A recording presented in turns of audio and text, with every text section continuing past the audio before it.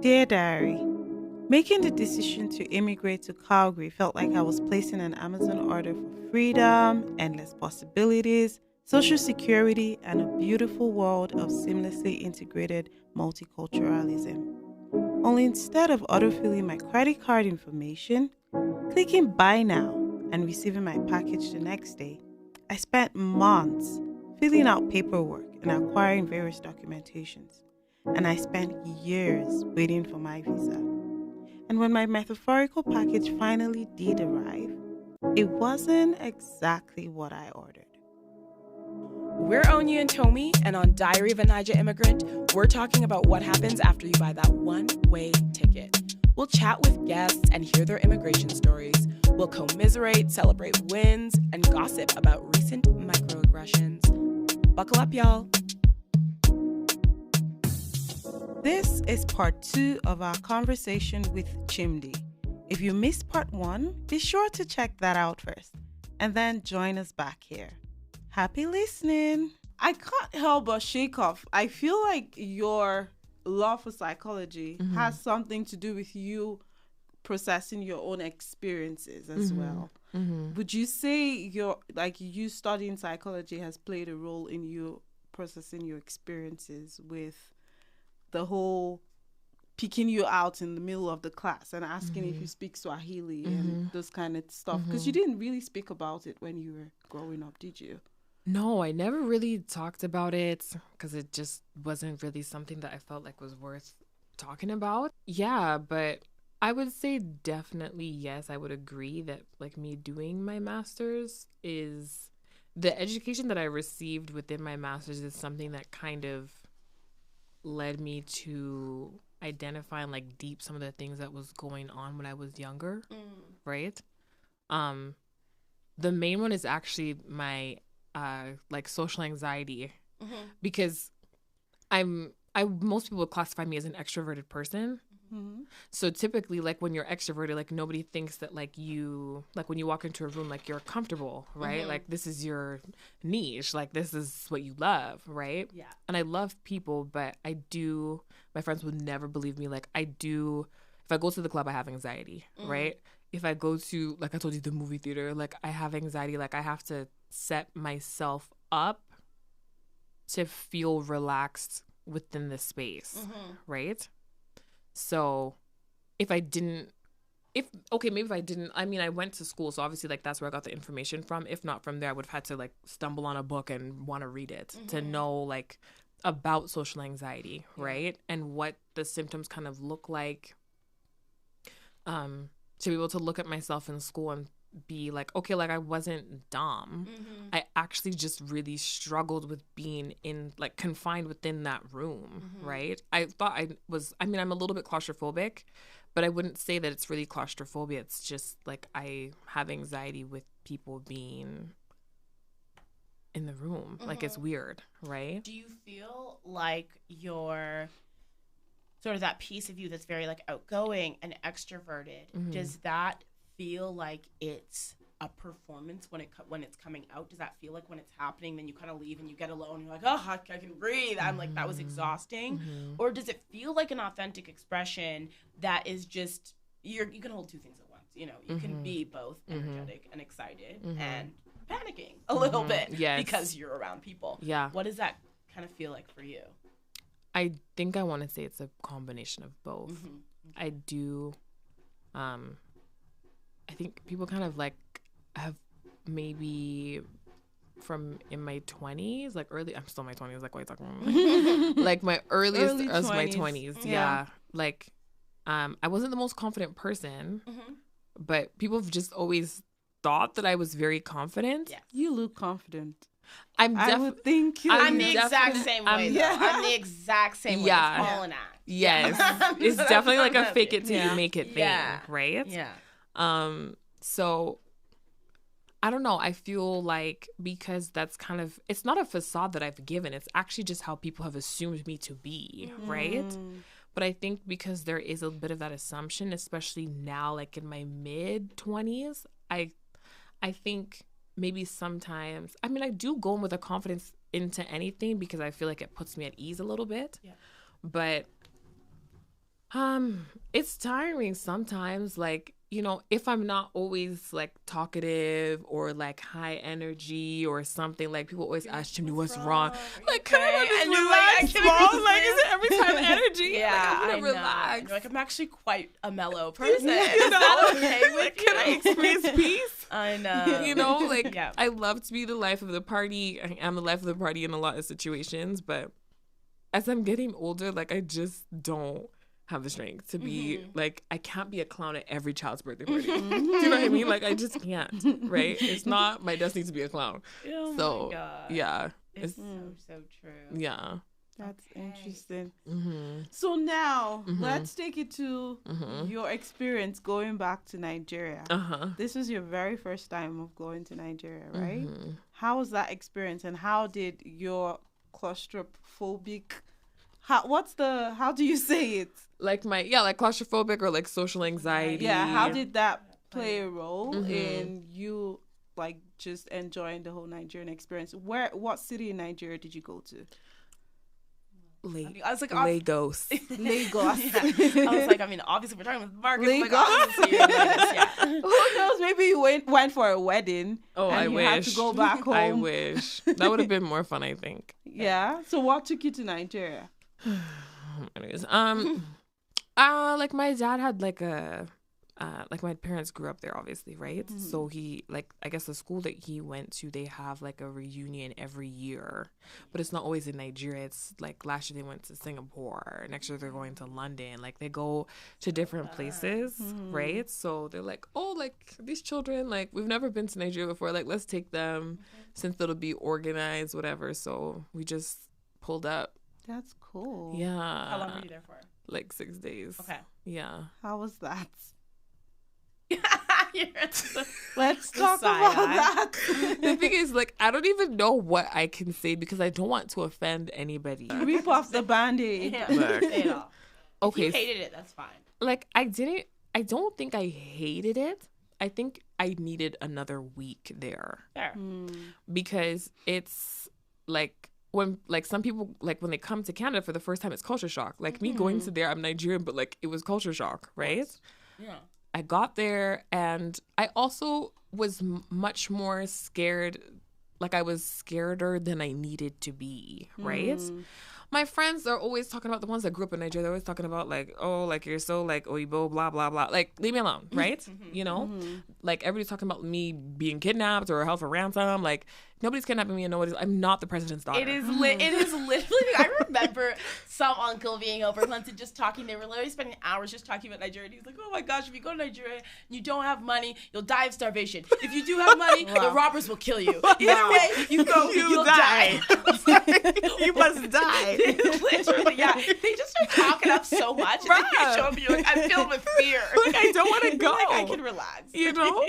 Oh my days. Not Like, being the president's Wow. Jesus. But yes, it's so true. So you spent the 6 days being scared of exploring and going out or doing anything or what? Once I got into the airport and they didn't harass me in the airport, don't get me wrong, like, they still stopped me more times than they probably should have. Yeah. Because, look, I don't have any naira for you, right? So if you, like, stop somebody else. But once we got through the airport and they didn't stress me out, I'm like, huh. Okay, like, it's not that serious. Yeah. Like, That deep, yeah. you know, like, you know, it's like, I've been to Saudi Arabia. It's the airport in Nigeria is actually kind of like, not Nigeria, specifically like that city, right? In But- Lagos. Yes. Yeah. Like, the airport's kind of like the Rome airport in Italy. Oh, interesting. Interesting. Yeah. Like, it's hustle, bustle. Like, yeah, like, there's lines, but it doesn't mean that people are standing in them, right? Yeah. You know? Mhm. Yeah. Okay. So, yeah, like, it was just really hot. Like, that's all that I really know. That's the only thing that was uncomfortable. It was just hot. It was really humid, but there's a lot of people. But I think the first thing that I kind of noticed was when we got into the car, the driver was on, like, one of the mainland, like, highways, driving like this. Yeah, the driving is Driving. different. I'm yeah. like, is this man okay? Like, because it was dark. I'm like, why is he driving like this? I said, Mom, is this guy okay? She's like, no, like, it's not potholes in the road. It's like craters are in the road. I said, first started driving here, and we would avoid the potholes. And someone was like, "You don't need to avoid it."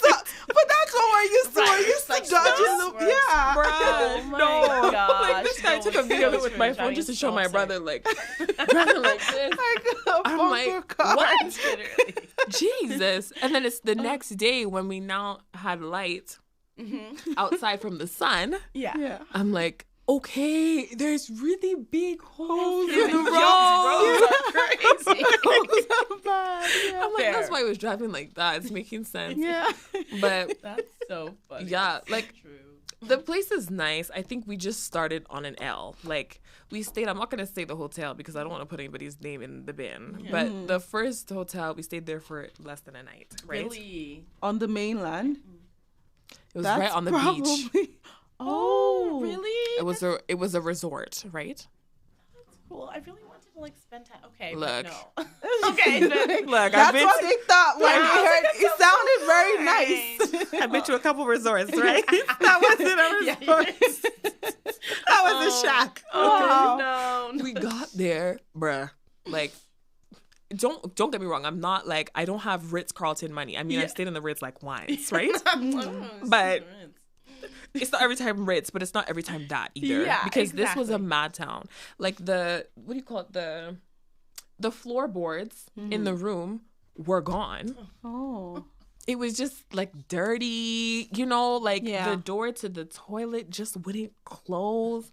I'm like, and my mom is the type of person, like, she cannot hide her Feelings, at yeah. all. So she's just like, she said, "There's no way I can stay here." My sister's like, "There's no way," right? Yeah. So we're sitting on, like, it's me, my mom, my sister. We're just on the bed the whole night because we got there at like 1 a.m. Okay. We're just like sat up on the bed, just waiting for the hours to pass so the sun can come up and we can get the hell out of here, right? Because we asked the manager, like, so there's a resort side to the hotel, then there's a hotel Okay. on the other side. So we just wanted to get into the hotel because it's not like close to the water. Do you know what I mean? It's still close to the water, but it's like sealed. Okay. I felt like somebody could actually like just come into our room. Right. It felt more like a dorm. Okay. Right? So, like, at one point in the night, my sister starts screaming and she's like, "Oh my God, oh my God, oh my God." I'm like, what is going on? Like, what else can be going on? She's like, "Oh my God, there's a bug, there's a bug." Oh. But my sister's like the type of person, like, she sees like a gnat and she's like, "It's a bug," right? She's like, it's a bug, it's a bug. I'm trying to look at what she's talking about. My mom's trying to look at what she's talking about. We're like, "What are you talking about? What are you talking about?" She's like, "There's bugs, like all over my suitcase. There's bugs, there's bugs." I'm like, what is this? I now came with my light. Yeah. The suitcase was covered in tiny, tiny ants. Really? Yes! Ants. They were on the wall, on the suitcase. Oh Lord. We now told the manager, the night manager, we told him in the day that there were ants in the room. Do you understand? This man said, "You guys must have brought the ants." I said, "If you don't go to hell, you can go to hell. How we come from Toronto, Canada with ants?" Like all the way from Toronto to Amsterdam to Nigeria, we brought them. Like clear through customs, all good. We are propagating. Okay, let me explain what they were trying to say. They were probably trying to say that there was sugar somewhere, and then the ants got attracted to the sugar you brought. No, he said that the ants that we brought those ants. Because there's something like here, I've noticed no matter how something sweet is on this place, you'll never see ants. But back home, just pour a little maybe soda or something, and in less than 5 minutes, you'll see ant gather around Absolutely it. not. So that's the reason why I just tried to explain. No, that grosses me. I'm not saying it wasn't gross. That is absolutely gross. But you're like, I see how that I happens. understand what he's trying to say because I grew up in Nigeria, so I'll be the interpreter. Yeah. I was so lost. I said, like, how we carry ants all the way from. Oh my God. So we left that hotel. Yeah. Like the next day, my aunt, she picked us up. We now drove to, where did we drive to? We drove to somewhere, Sha. We drove off. We were driving with my uncle, my aunt. And this is the part that I mean, like, I don't want to offend anybody, right? Fair. But I'm going to say what I have to say because you said it's a diary, Say right? Yeah. So we're driving. We stayed at the hotel we stayed at was the Continental, Lagos Continental. It was really nice. But when they picked us up, no, she picked us up from the first hotel. We were driving and she's like, oh, Chimdi, like, how do you like the scenery? I'm like, it's nice. Like, what? Where were you guys? I'm like, what scenery are you talking about? Where were you guys? Like, where was she expecting you to see the scenery? First of all, everywhere. like, Like, she was seeing scenery like I was in Cuba, like seeing the blue ocean. Like, there's nothing to, like, people are walking. We weren't in the market, right? Yeah. But it's just, you're seeing like buildings and storefronts and people. Like, that's just what everything was, right? Mm-hmm. But she's like, do you like the scenery? I'm like, I guess. She's like, this is the most affluent part of Lagos, Nigeria. I said, well, not seen anything, Rocha. so I'm assuming you guys were on the island then. Yes. Okay. Yeah, we're on, we're on Victoria Island. Yeah. But maybe now I'm gonna play devil's advocate again. I'm assuming what she was trying to ask you is, for instance, like, you've seen those videos that they would play, like the ones they played in your classroom, where they would show you the most poverty-stricken part of the country. So like, she's like, it's not as bad as it looks on TV, right? I like, know that. it's not even as, like, it's not bad. Right. But right? It's, yeah, I see what you're saying. It's not like you were expecting to pull up and see huts everywhere. Like, you're like, I know this is like... Yeah, because that's what people assume when they say you're going to Nigeria or you're going to... Because the general, everybody calls it is Africa. Yeah. Right, like, no one's going to it's one specify the giant country. village. Yeah, Yeah. exactly. Yeah. They're going to say, oh, you're going to a place where there are huts and all of that. Exactly. Like, we actually have tall buildings, and we have... Like, it's a bit similar to some cities that you go to even here. Yeah.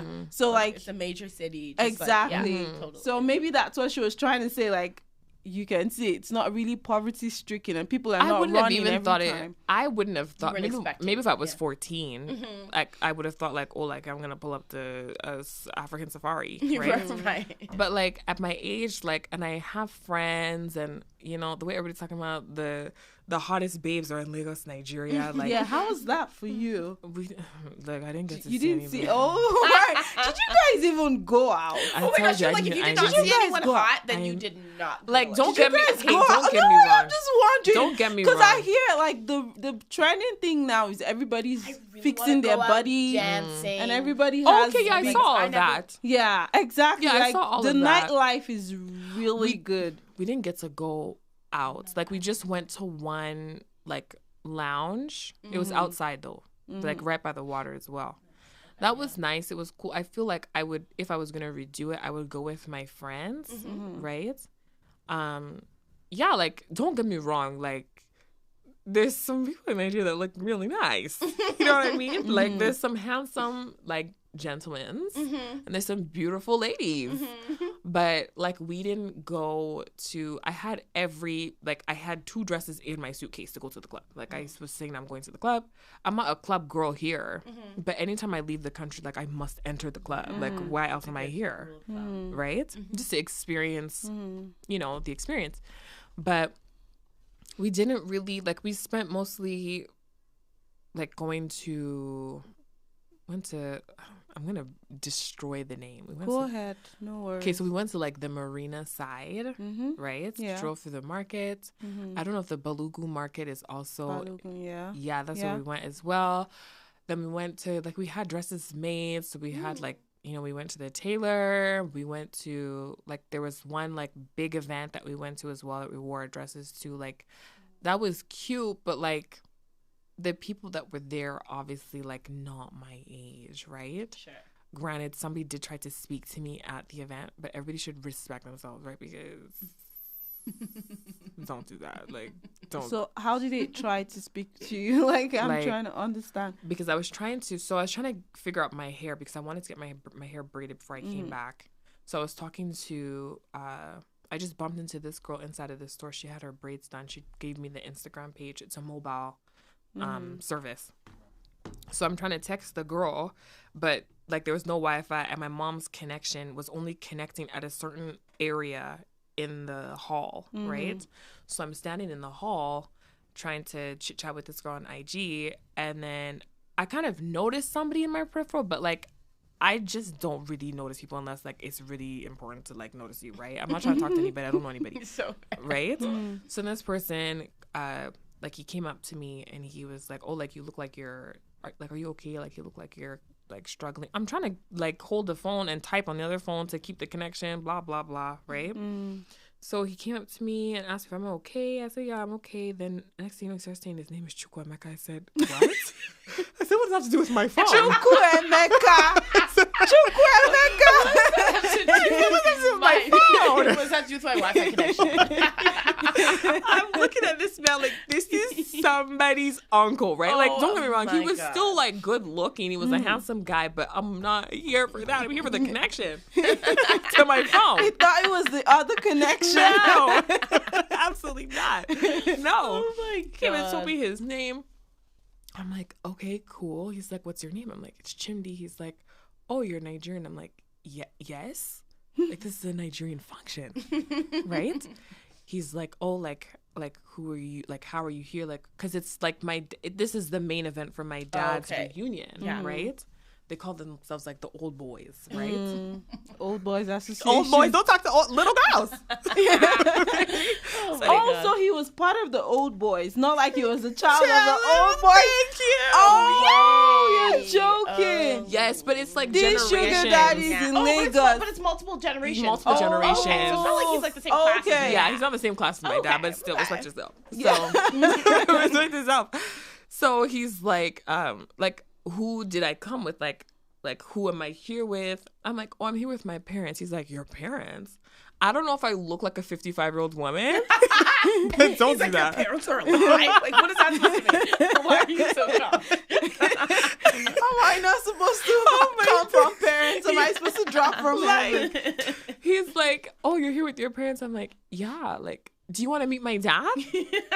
Like, my dad would love to chat with you. He's right over there. He's like, yeah, like, show me your dad. I'm like, okay, let's go. I started walking. He's like, no, like, I was just joking, right? I'm like, oh, well, I'm here with my parents. Exactly. So it's either you want to meet my dad or you want to leave me the hell alone. He's like, oh, like, what year is your dad? Like, what year did he graduate? I said, I don't know, like 1937. Yeah. I asked him, he said, well, yeah, he asked me what year did my dad finish. I said, I don't know, like 1937. Like, I don't know. I don't know when do old men graduate. I finished school. 1800. Thank you. Like, I don't know, right? He's like, oh, like he finished. What did he say? I asked him. No, he asked me how old am I. I said, I'm 26 years of age. I'm a very young child, right? He's like, I asked him, how old are you that you're asking silly questions? He said that I'm 42. I said, yeah, like, I said, that's really a lot. I said, that's a lot. He's like, age is just a number. I said, are you? My God. I said, my dear. I said, my dear, that's a lot of years. Respect your age, Oh, God. That's a lot of years. He said, so like we can't talk. I said, talk about what? Like, what are we going to talk about between me and you? We do not have the same values. We do not know the same things. At all. We are not the same generation. At all. 42? I said, you could be my dad. Do you know this? You could be my dad. So I said, no, it's not going to work. He was still like lurking around, still waiting to exchange and get my number. I said, no. Even in the hotel, this guy, I was getting on the, it's once you're by yourself, these people now come and pounce, right? Mm-hmm. I was getting on the elevator to meet my mom. How did they even get the vibe that you just got back? Because there's this IJGB syndrome. Mm-hmm. I just got back, where they just see someone and they're like, oh, this person just got back. You look very Nigerian. So, like, I'm just wondering how they would have seen you and assumed, like, did you talk before? Maybe they heard your accent or something, and that's where. Like, I think I'm trying to understand your question still. So, like, for those people to wait for you to be alone and then come to you, I'm just wondering how they knew or they assumed that you were. What though? Because I'm curious to know what about just getting back makes somebody more desirable. It's just there's this general jackpot syndrome, right? Yeah. And so like everybody I see. wants to be friends with someone who With just got the back. And they're like, oh, international- you Yeah. came Okay, with gotcha. the dollars and all of that, Right. that kind of thing. I see. And it could also be another thing. Some people would just pick on you because they just feel, okay, you just got back, while some people just want to be your friend, Right. I see. because like, right, so Yeah. it's just I'm just trying to understand like why do you think they were so attracted to you, and mostly when you were alone? Yeah, like the only reason why I say it when I'm alone is like this specific instance in the elevator. I'm getting on the elevator to meet my mom at the breakfast, whatever. And as I'm getting on the elevator, this guy, like, they don't usually let you get on the elevator first. They could give a damn about you, right? But he, like, let me, like, he's like, oh, after you. I'm like, okay, cool. So I get on the elevator. He follows onto the elevator, and I'm standing in the corner. Okay, don't get me wrong. Like, I dressed up every single day I was there. I like to dress up in general when I'm here. But, like, when I was there, I was definitely dressing up. Oh, that's a more, normal thing in right? Lagos. Yeah. Which is, and that's exactly why I was dressing up, because everybody said the hottest babes are there. Like, respect yourself, right? Yeah, that's a normal thing in Lagos to overdress. Like, you could just be going for breakfast and then you're dressed up with. Exactly. Yeah. But I didn't, anyways. But so I'm on the elevator. This guy comes in, and I'm standing here. He's standing like right, like in front of my face, right? He's like, you always dress so beautifully. I'm like, always. Have you been stalking me? He's like, yeah, I said, I've seen you like 6 times. I said, 6 times? That is scary. I said 6 times. I said, you been counting? He's like, yeah. Like, okay. Wow. He's like, yeah, that you always dress really nice. Like, can I get your number? I said, I don't have a Nigerian number. So, like, obviously you don't need a Nigerian number to give somebody your number, but I just said, I don't have a Nigerian number. Sorry. He's like, can I get something? I'm like, Like, I can give you my dad's email. like, my, you know? You know, like, leave me alone. Like, but you just, like, I crossed paths with this man 6 times, apparently, according to him. Or has he been following And you? he's on the same floor as me, like the 19th floor. So I think it wasn't like, for me, I just felt like they only would say something when I'm by myself, because you've crossed paths with me thousands of times, but I've always been with my sister or been with my mom and my dad or my aunt and my uncle. That makes sense. It's now that I'm by myself. Even when I was in the dinner, like, it's the same space as the breakfast, right? When I was there, my mom left to go upstairs. My sister went to go and talk to the front desk. This guy said something to me when my sister and I were in the buffet. Sorry, it's actually buffet because it was nice. But yeah, when we were there, he said something. I didn't really catch what he said. He was nice, like, smiley person, whatever. Then when I was sitting at the table by myself, he, like, came up to the table. This is after everybody left. Yeah. He came up to the table, and he didn't think I was from Nigeria. Granted, I don't know. Maybe it's because I was wearing a wig, like, when I was there. That's a normal thing. I don't know. Like, some people, like, when I say, like, most people don't To think. be fair, though, I actually get why people might think that you're not Nigerian. I don't think, because obviously I don't think there's one Nigerian look, obviously. yeah. But I could see why someone would be surprised to know you're Nigerian. So it wouldn't surprise me that some people in Nigeria would just be like, oh, you're Yeah. Nigerian? I'd like to see what you're seeing. So what are you seeing? Yeah, because I know you look like you're Nigerian. So I'm like, yeah, of course. Like, yeah, there's not one look. Yeah. But you have features that just don't, like, scream the, like, Nigerian features. Right. So I see why someone, like, Yeah. I could see why you might get that, where people are, like, surprised. Yeah, most people think I'm, Where? like, Yeah. You're from where? everything. Like, Jamaica, I'll get Zimbabwe. I've gotten South African. South Africa, I can see. I can see South Africa, yeah. And I don't know if I would have, like, if that would have been my assumption. Yeah. But, I that can see South Africa. The girl at the hotel said I look UK. I said, what? Look, you I said, girl, that's not a look. That's funny. She's like, you just look like a British accent's gonna come out of your mouth, but you're like, honey, that's And I think, honestly, maybe my lace was just really melted, but I do take pride in melting my lace, right? She was like, oh, is that your hair? Is that all your hair? Like, where does... I said, God, this is a wig. She said, oh, it's a wig. I'm like, yeah, crazy.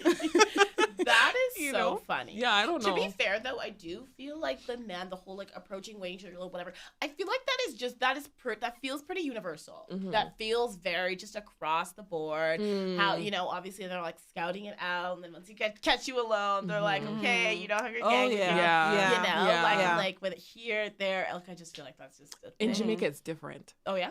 The Jamaican men don't have shame, right?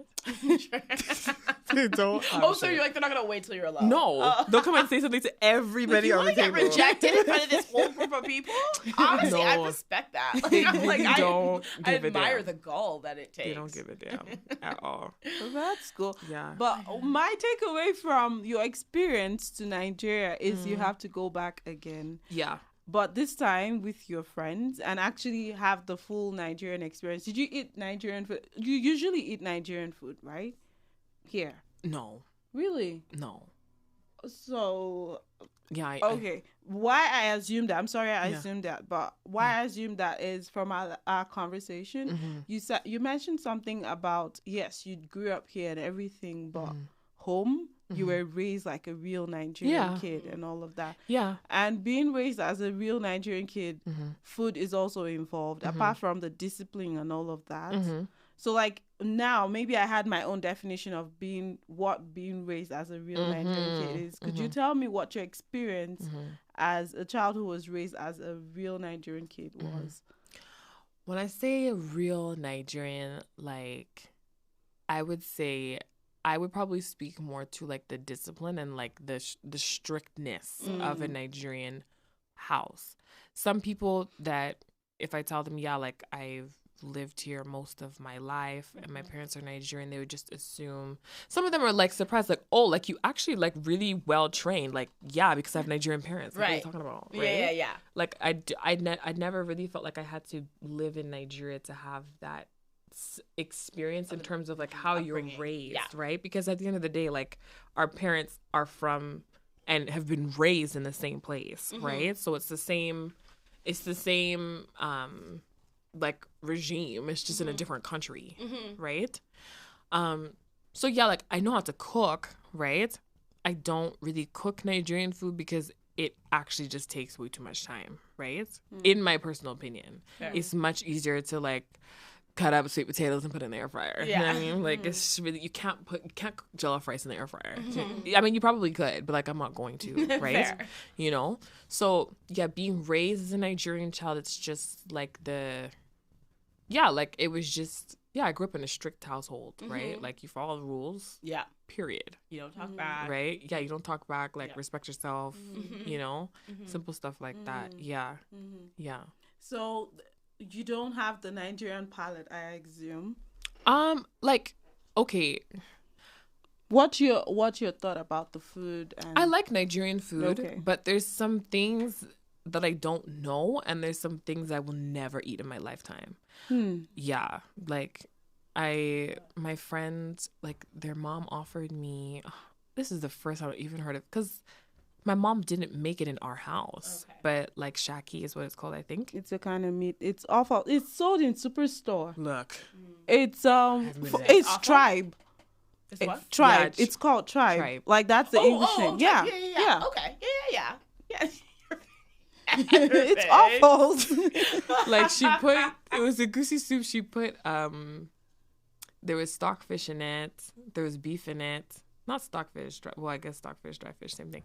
But yeah, it was in the soup, and then there was your shaki or your tripe, whatever you want to call it. I'm a texture person, so there's no way in hell I was gonna chew it. Like I was like. Now speaking of this, yesterday my kids and I had a goosey soup, and I am so glad that I caught this, and I said, "This is shaki," and I put it in their mouth. So I'm talking about this. It's it's just you weren't introduced to it At as all. a kid. It's just like me, like I don't like seafood, and that's because like growing up as a kid, I wasn't really introduced to seafood as much, so my palate isn't used to it. So if you put it in my mouth, it just feels gross. Yeah. The texture, right? Yeah, the texture and all of that. So Yeah. that makes sense that you don't, but that doesn't mean it's not nice. Yeah, it's probably Right? tastes Yeah. really nice, but You're just like, it's I'm not being, not being sarcastic. Like, Yeah, it most things, like, I know that they probably taste really good. The flavor is really good. But if the texture is off, I don't care about the flavor. Granted. Right? Yeah. But I like people find it weird that I like okra soup because it's very slimy. But you grew up with it. That's the soup that my mom Exactly. raised us Exactly. with. That's the Exactly. thing. If I didn't grow up with that, I I would never I'd be in like, hell. you are not getting that anywhere Yeah, near exactly. You want me to eat That's- snot? because That's You want me to granted. eat snot? Yeah. So now with this whole perception, does it mean that we can actually excuse like the people, the white guys, white folks, when they see our food and they feel like it's gross and they wouldn't even try it? No, you go first. I want to hear what you're gonna say. Well, I was just gonna say there's a difference between actually being like, respectfully, I'm not interested in trying that, than putting somebody down or like actually oppressing somebody for like the food that they bring around. Also, there is a power dynamic. It is so different from being like, I was raised by Nigerian parents in a Nigerian home, and this is food that I don't ever want to try. And even making comments like, that looks disgusting. Even to make a comment like that is so different coming from a black kid who was raised by Nigerian parents and in the space versus a white kid, because there's a really dramatic power imbalance there. So for a white kid to look at food and be like, that looks gross, I think that's completely different from even like another kid being like, that looks disgusting. I don't want to try that. Yeah. I think that's Yeah.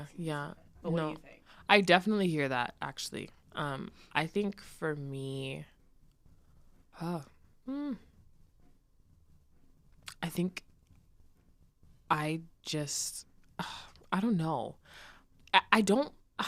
I sometimes maybe feel like I sound like I'm giving people a pass to just like be rude or ignorant, but I think, I don't know. I think when you talk about like racism and all of those isms, I feel All of those isms. yeah, like all the isms, like I just feel like if I was gonna analyze like every like situation, scenario, or like form, and it's good to form opinions on things. I'm not saying that it's not a good thing, but I just feel like it's a little bit exhausting for me. I do also feel like because I was raised like you could almost classify me as like I don't like saying this, but like some people call me white, right? I don't identify like as white, obviously, because I'm not white, right? But I think because I grew up in that environment, there's like it doesn't make it okay, but I kind of understand like the stupidity and the ignorance, right? So for me, like sometimes, again, like there can be like a tonality or like, yeah, like the tone of which somebody says something kind of, you could almost kind of pinpoint like what the context is of like where they're coming from. Like if they're trying to be rude, if they're trying to degrade, or if they're trying to, like we're better than you, whatever, right? But like in a lot of instances, like people are actually just very dumb, right? No offense, but like a lot of people are actually just dumb, right? And it's not even like it's exclusive like to being ignorant to or of somebody else's culture. It's like some people, like for you to convey the message in a more respectful way, some people actually don't know how to do that. Right. Or don't even know this situation calls for respect. Exactly. Because they're like, it doesn't matter. I can be talking about anything. Exactly. Yeah. Right. But I don't know. I think depending on the situation, right, I might like take it more or less like to heart, right? There's instances where like people would maybe do like even in the airport, like when if I travel like somewhere far, like I'll usually like fly business class, right? And like you'll stand in the line, like it literally happens every single time I fly business class, right? Like a white man or whoever will just come and like step in front of me like I'm not in this line. Right. Like, no, like I'm You actually must be in the wrong place. Yeah. Right. And in that instance, like, I will say something because like you have taken like actually negative 6 seconds to just classify me as somebody that cannot be in this line. I must be in the depths of hell because I'm Black. Like, it's ridiculous. Right. So depending on the situation, I feel like I would like give it a pass or not. Right. But the food, I don't know. I think it depends on I don't know. I feel like it's like a case by case, but I don't really have like the strength to like really do every time case by case. I just classify like some people are just really dumb, right? And like if you want to be dumb, be dumb. Like, you know, you're always gonna cross paths. You will eventually cross paths with the person that actually has the time to shut down your stupidity, right? Yeah, you're just lucky that today it's not me. So true. I actually like that. I like that idea of like, you know, obviously intentions are going to vary, and we always talk about so much about how it's not about the intention, it's about the impact and everything like that. But I think it's fine as a person to be like, I can still recognize the intention, but then I get to make the choice of what I want to put up with or not. Yeah. So like, you're right. If you want to be dumb, be dumb. And I can decide if I'm like, oh, I don't care, I'm going to laugh it off and just be like, I pity you, and we can move on with our conversation. Or if I'm like, actually, I've had enough today and I'm leaving and I don't want to put up with it. Yeah. And like, you get to make that choice without actually imposing on what exactly that person's intention was and try to figure that out, or feeling like you need to educate them or anything like that. Just like, make the choice and do what feels good for you. Exactly. I love that. Yeah. Okay. Interesting. We always have these two questions that we ask, but I'm trying to figure out how to frame this, you know, for you, and what makes most sense. We have these two questions that we always ask everybody at the end. The first one has to do with misconceptions. So, let's say this: what is a misconception that you had about Nigeria that was proven wrong during your trip? Or even right. But then it wouldn't be a misconception. Because we could say what's an expectation that you had going into it, then sure, was proven wrong or right. But just what's an expectation that you kind of had going into your trip? I didn't think I was gonna die. But like, I honestly like expected like, we got stopped by the police like when we first got in. I was scared out of my mind. Like, somebody had just told me a story about like they were on their phone and the police just like stopped their car, put the guns in the car. I'm like, why are you telling me stupid stories like this? Like maybe it happens, but it's not like it happens all like every day, right?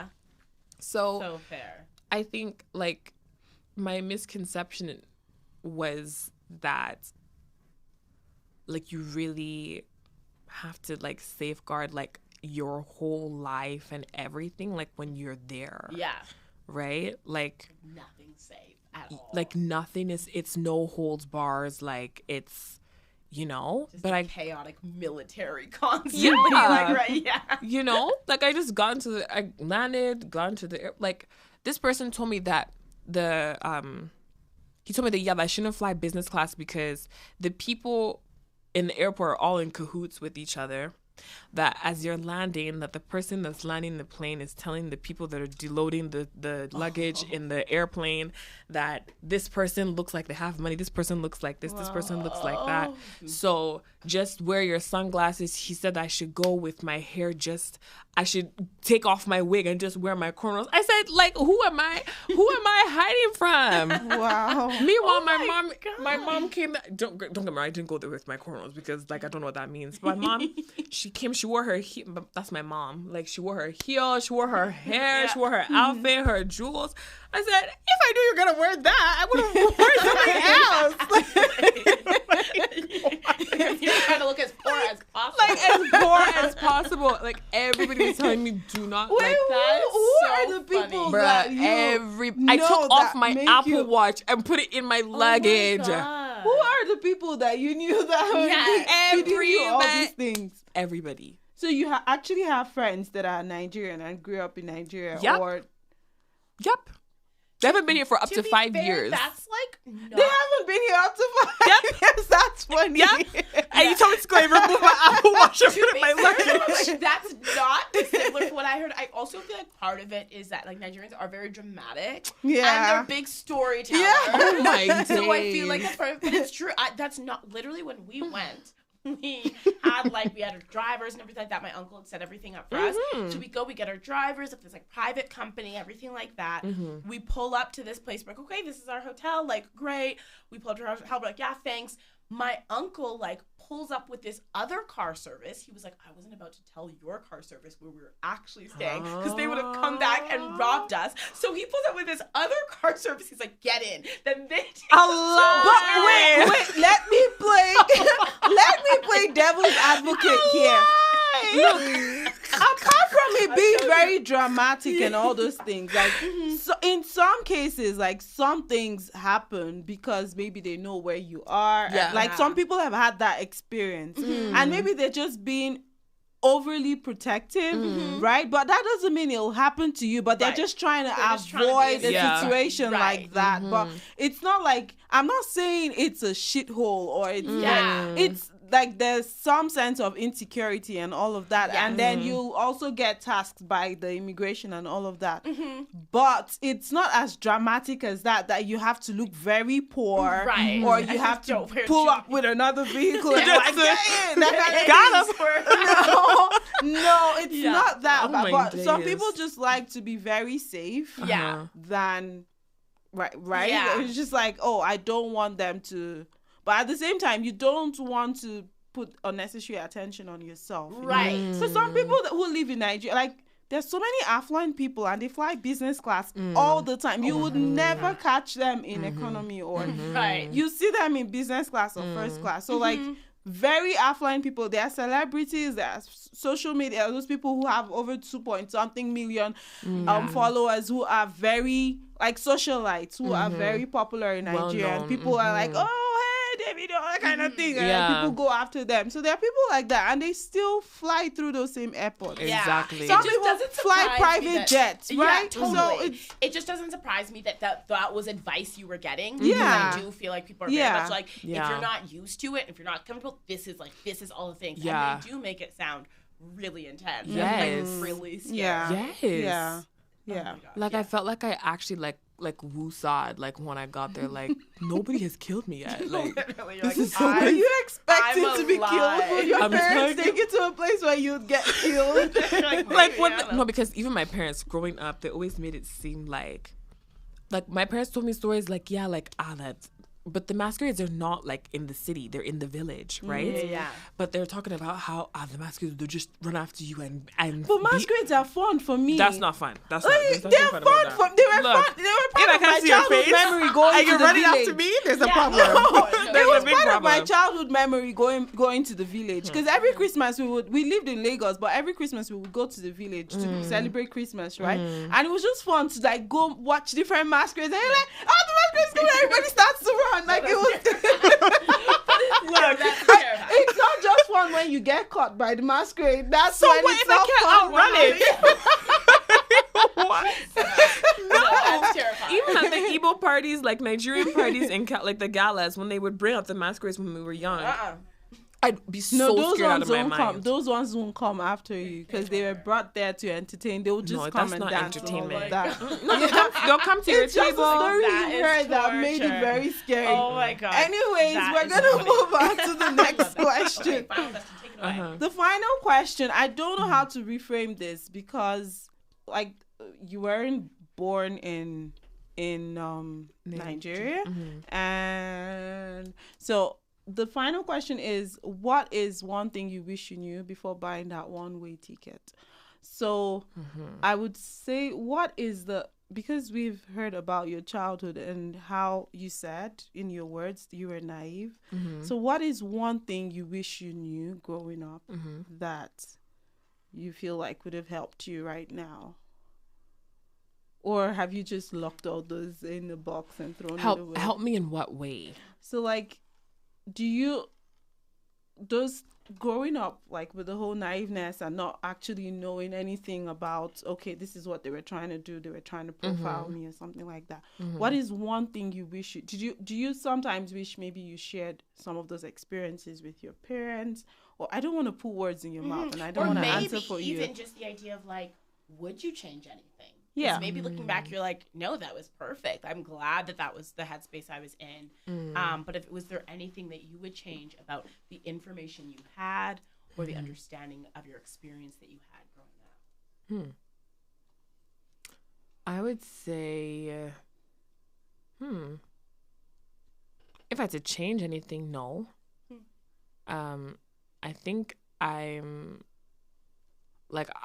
honestly, like, I've always counted my naivety as like a blessing in disguise. Yeah. Right? Like, I didn't know anything about anything when stuff was going on. But obviously, like, through later experience and knowledge, like, I learned what was going on. Right? So I don't think I have anything that I wish I could have done or would have, but I think the only thing that I would say is, not necessarily so much in my I would say in my childhood and like late teens, I wish that people, this is not like specific to my house. This is just like community, friends. I wish that people were more open and willing to share and talk about their experiences in whatever regard or capacity, right? I think that's one thing that I really like about what you guys are doing with your podcast.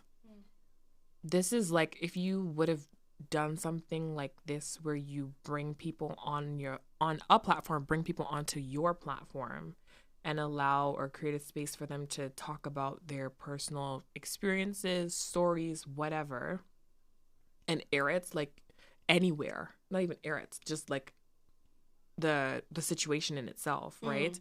It's like almost like taboo, right? To actually like speak about personal experiences unless they're great, right? Unless you're telling me that you have just graduated as valedictorian of whatever, Harvard, right? Like, it's not stuff that people really talk about. So I think for me, I kind of wish that growing up through all stages, right, that the people that I was around were more,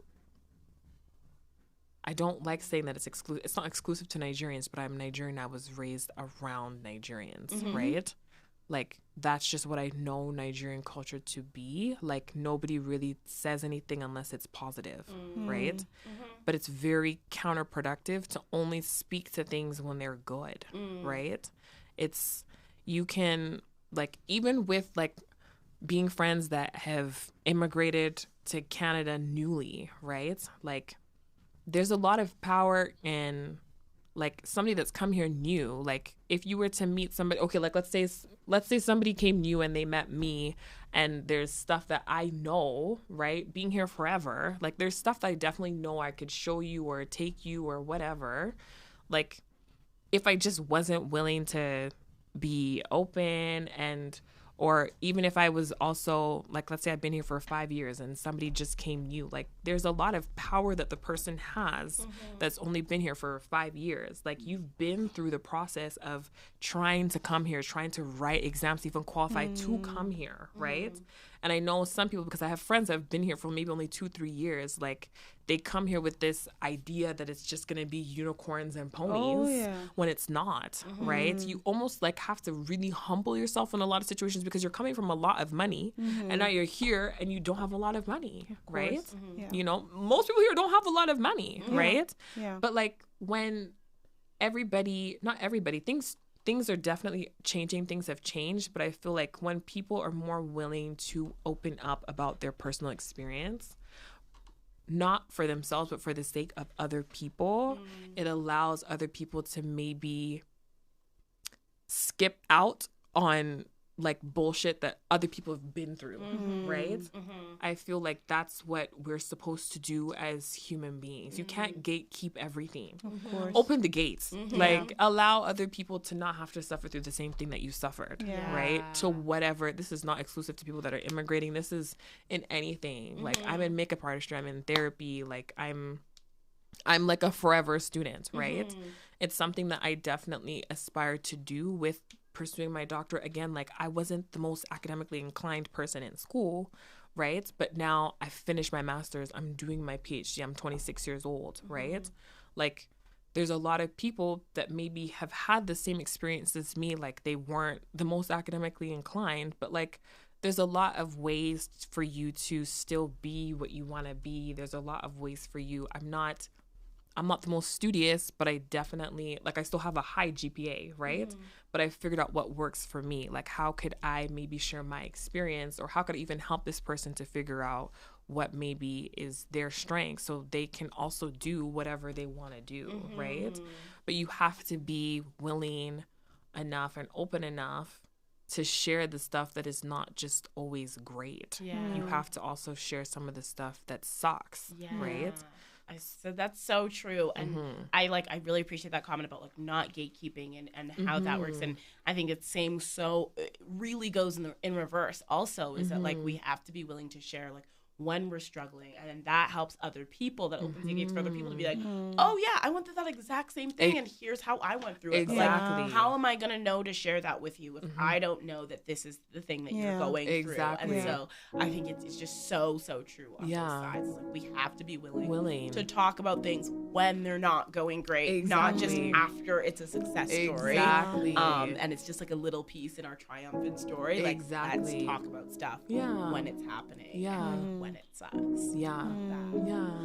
Well, thank you so much. Oh my gosh, this was such a good conversation. We just went on, and I feel like we could have gone on for like hours more. This was so fun. Thank you guys so much. Thank you for joining us, and thank you for listening. And we will talk to you next time. Yes. Bye. The Diary of a Niger Immigrant is proudly presented to you through Onyi's Lens.